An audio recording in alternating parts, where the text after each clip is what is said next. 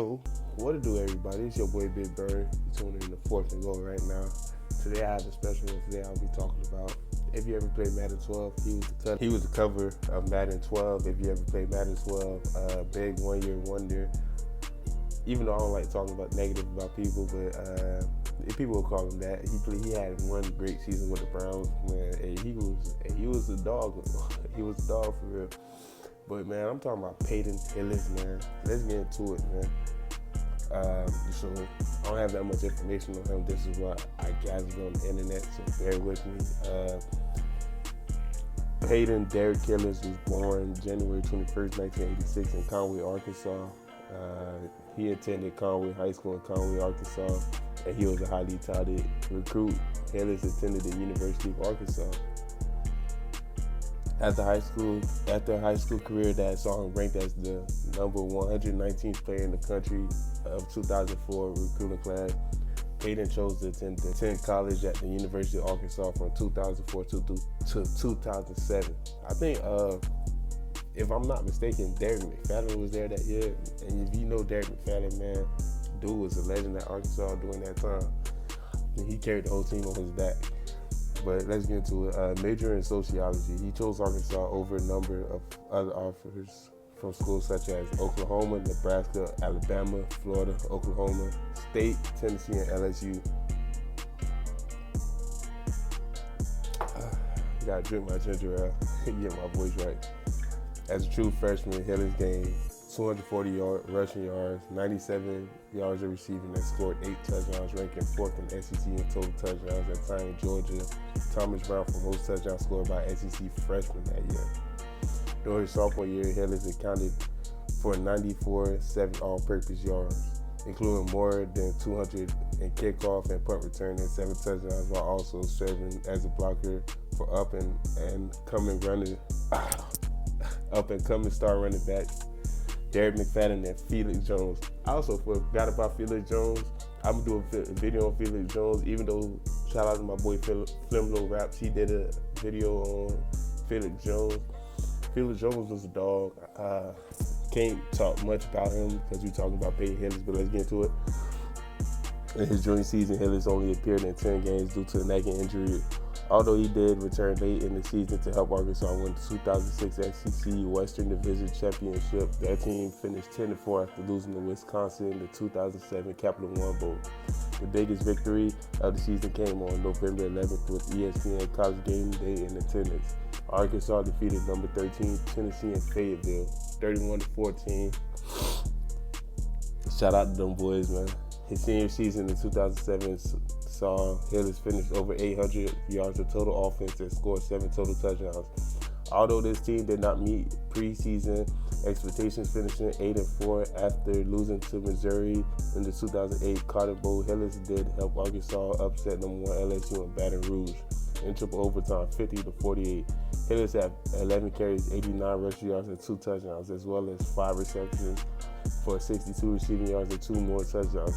It was Arkansas' first victory over a number 1 team since defeating Texas in 1981. That's a long stretch. That is a long-ass stretch to be a number 1 team. But I mean, college football ain't easy. If you play it, you know how hard it is. Over his 4 seasons as a fullback at Arkansas, Hillis helped pave the way for Derek McFadden to become the Razorback all-time rushing leader with 3 straight 1,000-yard seasons from 2005 to 2007, as well as 2 straight for fellow running back Felix Jones in 2006 to 2007. Arkansas was one of the most prolific running teams in the nation over those 3 seasons. Owing in so smart part to his Hillis blocking and receiving power, his receiving powers, whatever. But yeah, man, Hillis was doing everything, man. Blocking, catching, receiving, running the ball. He had to do all that, man, to make sure his team win. And that's, a team player at the end of the day. Sorry, I got to drink this ginger ale. 2008, Hillis decided to go to the draft. The Denver Broncos selected Hillis with the 20th pick in the 7th round. He got picked in the 7th round, which is a late round. But once you get drafted, man, you should be happy. Of the 2008 NFL draft. He was also assigned his college number 22. At the start of the 2008 season, Hillis was listed as the Broncos starting fullback. He played in his first NFL regular season game on September 8, 2008, gaining 14 yards on 3 rushing attempts and 4 yards on one reception. As a part of 41-14 Broncos road victory over the Oakland Raiders. Later in the season, he recorded his first 100-yard receiving game with 7 catches for 116 yards and a touchdown in the 26-17 home loss to the Miami Dolphins on November 2nd, 2008. So Hillis wasn't producing that much. I mean, he would have these flashes, but he wasn't producing that much his first season. But I mean, man, you're in the big leagues now, so you gotta. It's hard, man. It's hard. Following the injury to Ryan Torian and the Broncos' 34-30 comeback road victory over the Cleveland Browns, Hillis was named Denver's starting running back. His first start at the position netted him 44 yards and 2 touchdowns on only 10 carries as part of the 24-10 road victory over the Atlanta Falcons. 2 weeks later, he recorded his first 100-yard rushing game with 129 yards and a touchdown on 22 attempts in the 34-17 road victory over the New York Jets. This performance earned Hillis multiple honors, including being named Diet Pepsi NFL Rookie of the Week as well as FedEx Ground Player of the Week, alongside Broncos quarterback Jay Cutler, who was named NFL Air Player of the Week. The string of victories and accolades built up anticipation among Broncos faithful for Hillis to continue as running back for the rest of the season. However, the season already plagued with running backs injuries that continued, with Hillis suffering the season-ending injury in the 24-17 home win over the Kansas City Chiefs. Damn, man, he got hit with injuries, man. But season-ending injury. It happens, man, but you gotta keep going, man. Coming down from an acrobatic catch on Cutler pass with his right foot planted, Hillis was hit from both sides by free safety Jared Payton and cornerback Brandon Carr. The hit doubled Hillis over, causing a 2 to 3 inch tear in his right hamstring, behind the right knee. Was forced on to miss the rest of the season despite his limited playing time. Hillis ended the 2008 season as the Broncos' leading rusher with 343 yards and 5 touchdowns, and was expected to return as a significant offensive presence for the 2009 season.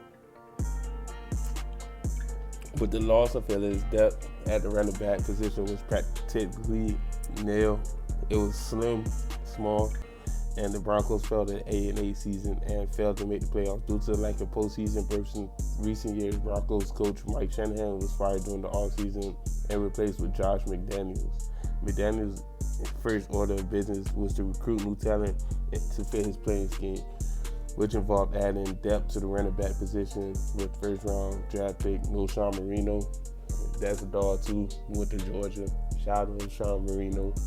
And free agent Correll Buckhalter. If I got that wrong, I'm a real football fan too, but I do not know who Buckhalter is. I'm not gonna lie to you. Despite rising to the starting fullback position and becoming the leading rusher the previous year, Hillis had only 54 yards on 13 carries in the 2009 season. Imagine becoming the leading rusher of your team and then later becoming the fullback and not getting that much yards. I mean, even though dude's a team player, man, you still feel some type of way like your coaches, trying you. But whatever. Hillis had only 54 yards on 13 carries in the 2009 season as the Broncos' offense collapsed late season and Hillis still saw no significant play time. Fans began speculating about a disagreement between Hillis and McDaniels as had been the case with Shanahan carryovers. In the postseason interview, Hillis expressed disappointment over his playing time on the season, but remained tight-lipped about the controversy, maintaining that the conversations between him and McDaniels were friendly. In the same interview, Hillis was quoted as saying his future in Denver was up in the air. On March 14, 2010, the Broncos traded Hillis to the Cleveland Browns along with a 6th-round pick in the 2011 and a conditional pick in the 2012 draft in exchange for quarterback Brady Quinn.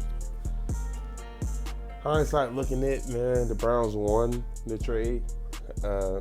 Brady Quinn. To be honest, I know Brady Quinn is not a good quarterback. And plus, man, Josh McDaniels not a good head coach.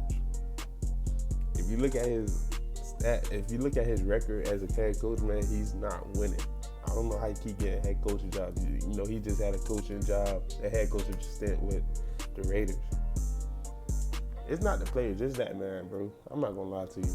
He had Tom Brady. That's why he get these head coaching jobs, but he sucks. Sorry. Hillis' arrival in Cleveland was met with anticipation after results of his active stint in Denver during the 2008 season. During the 2010 preseason, the Browns distributed snaps evenly between Hillis, Jerome Harrison, James Davis, Chris Jennings, and Montario Hardesty. Sorry if I'm pronouncing your name wrong, bro. Hillis' best preseason rushing game in Week 2 against the St. Louis Rams, when getting the majority of snaps. Hillis ran for 51 yards on 12 carries. As the regular season began, Hillis' start in Cleveland began much the same way as it did in Denver, listed down as the depth chart at both tight end and fullback. Also, his start in Denver early season injuries to Harrison and Davis thrust Hillis to the starting spot for Week 3 game versus Baltimore Ravens. This was a result of a 144-yard against the Ravens' staunch rushing defense, which allowed 3.4 yards per carry in the 2009 season. Man, T. Sizzle, Ray Lewis, Ed Reed on that defense. It was more defensive players too here. That's the main players I'm thinking about. And that dude ran for 144 yards. That was a tough running, boy. I know that boy needed an ice pack as soon as he got home. That's crazy. Hillis also added 36 yards on 7 receptions, a total of 180 all-purpose yards. The next week, Hillis again ran over 100 yards at home against the Cincinnati Bengals, leading the Browns to their first victory in the 2010 regular season. A thigh injury practice limited Hillis in Week 5 against the Atlanta Falcons. Though Hillis did a 19-yard reception for a touchdown, making him the first Brown player since Greg Pruitt to record touchdowns in 5 consecutive games to Pruitt's. Though Pruitt came all through rushing, coming off a bye week in Week 8, Hillis set career marks in both rushing all-purpose yards against the New England Patriots in Week 9, finishing the game with 184 rushing yards and 220 yards of total offense. Following the game, Hillis was named AFC Offensive Player of the Week for Week 9, the first Cleveland Brown running back to win the honor since Eric Metcalf in 1992. In Week 12, Hillis joined Marshall Faulk as only Marshall Faulk, GOAT, man, as only players to have achieved more than 130 rushing yards, 3 rushing touchdowns, and 60 yards receiving in a single game. On December 12, 2010, Hillis went over 1,000-yard mark on the 8-yard rushing, that was preceded by a 25-yard rush. Due to his breakout season, Hillis was the first Brown finalist in the Madden NFL 12 cover. If you know what I was talking about, yeah, he was the cover of Madden 12.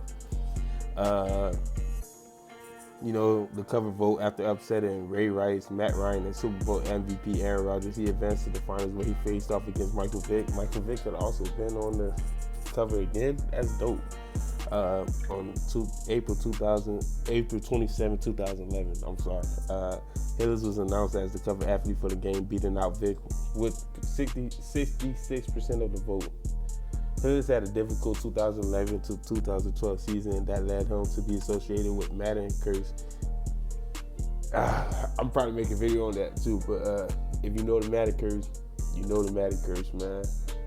They say, man, people don't perform, people get injured, people don't play well after they've been on the cover of Madden. Look at Chris McCaffrey, look at Rob Gronkowski, look at Odell Beckham Jr., look at Richard Sherman. You look at all these guys, man. Yeah, I would be making a video to that. A history of poor performance by athletes after appearing on the Madden cover. The season began with an successful negotiation to extend his contract. He had a good game in Week 2 matchup with the Indianapolis Colts, running for 94 yards and 2 touchdowns. But then he sat out a game next week against the Miami Dolphins with strep, though. On the advice of his agent, Hillis then injured his hamstring twice, once in a game and once in practice, limiting his performance and frustrating teammates. He rebounded towards the end of the season, rushed for 99 yards in Arizona and 112 in Baltimore to finish with 587 and 3 touchdowns for the year. At the end of the year, Hillis stated he wanted to resign with the Browns, even willing to offer a hometown discount, but the Browns never made him an offer and allowed him to leave a free agent to Kansas City. On March 14, 2012, Hillis signed with the Kansas City Chiefs. He finished the 2012 season with 309 yards and 85 carries as a backup to Jamal Charles. Jamal Charles was one of the best running backs at the time, so I expect that. Tampa Bay Buccaneers on July 23rd, 2013. Hillis signed with Tampa Bay Buccaneers on September 21st, 2013. Hillis was released by the Buccaneers without appearing in the game. Then he goes to the Giants on October 16, 2013. The New York Giants announced they had signed Hillis for the 2013 to 2014 season.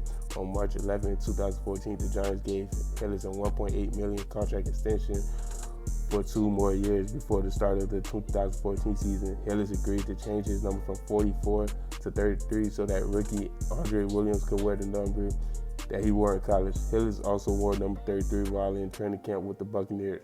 On February 25th, 2015, the Giants announced the release of Peyton Hillis. Hillis retired in 2015 at his doctor's best due to his history of concussions and potential future injuries.